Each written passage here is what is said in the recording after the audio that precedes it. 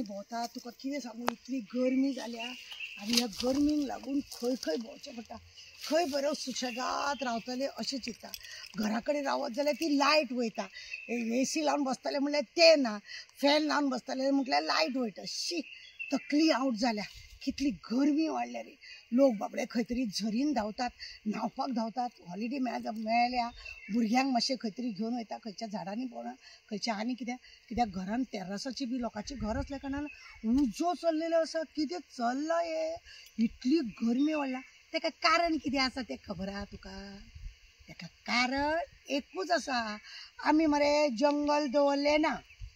काजीची झाडां दवरली ना आंब्याची झाडां दवरली ना